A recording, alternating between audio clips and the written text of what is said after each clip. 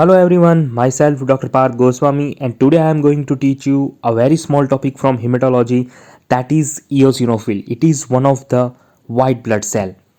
Now you can see the eosinophil by the microscopic examination of prepared peripheral blood smear, right? From the peripheral blood smear you can see the eosinophils, or you can count the eosinophil in the cell counter, automated cell counter, right? Now here you can see that this is a prepared peripheral smear in which you can observe eosinophil and manually you can count the percentage, or this is the automated cell counter which will give you a exact percentage of eosinophil. So that is more advanced technique, right? Manual or cell counter can be used. All right. Now, what is the morphology in the peripheral smear? How it look likes? So the eosinophils are 15 to 16 micron in size, which is slightly larger than neutrophil, right? And here you will have the bilobe nucleus. It looks like an spectacles, right? Bilobe nucleus is there. And if you observe carefully, then cytoplasm is packed with many large bright orange red granules, right? You will have a bright orange red acidophilic granules, which you can see in this diagram. All right. Now, this was the case that was received in our department, right? It was the HIV positive patient in which we have observed a eosinophil. You can see that it is a bilobed and having the bright orange red granules in the cytoplasm, right?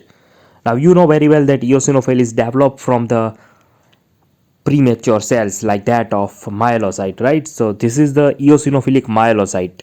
In the future, this cell will get converted into, will develop into eosinophils.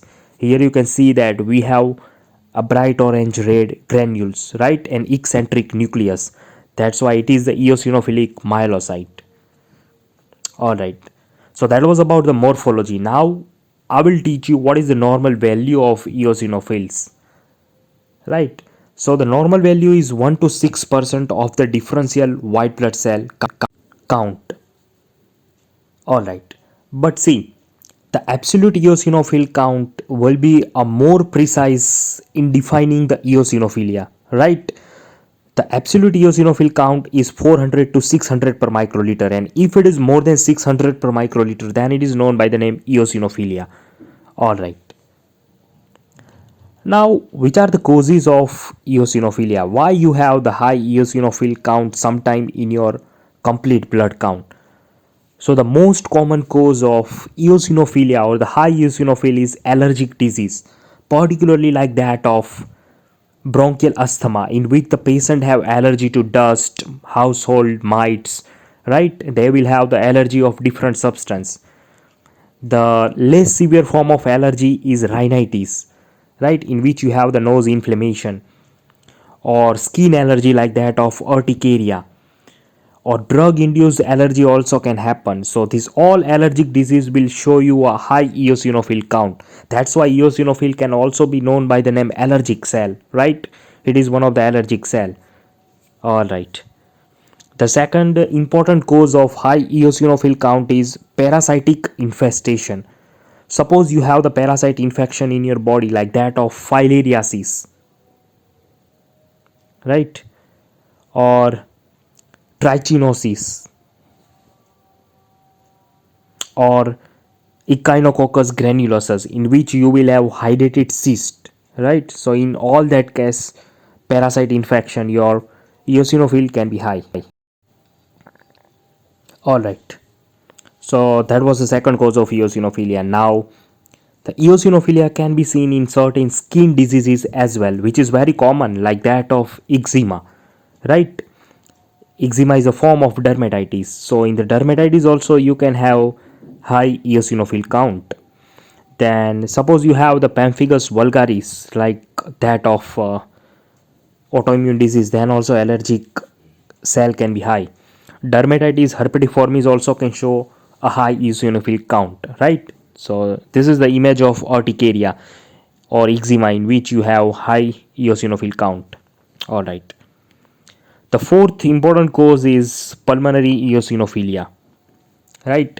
Fifth cause for eosinophilia is a radiation induced high eosinophil count, radiation therapy. The sixth cause is Loeffler syndrome, We will talk regarding Laffer syndrome in some another lecture. So it can cause high eosinophil count. The seventh cause is hypereosinophilic syndrome, in which you have no other cause of eosinophilia and you will have idiopathic hypereosinophilia. All right.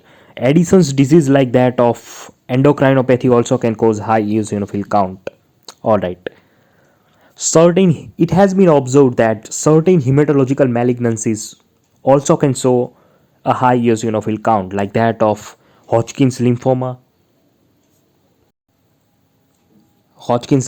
then in case of an acute lymphoid leukemia, then in case of an chronic myeloid leukemia, right?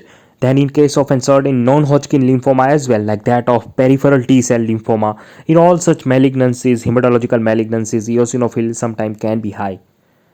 All right. Now, how will you investigate a case of eosinophilia? How will you do the investigation? So, first of all, in the peripheral smear, if you have observed more than 6% eosinophils, or in the automated cell counter you have more than 600 per microliter absolute eosinophil count, then it is a case of eosinophilia and you have to find underlying cause.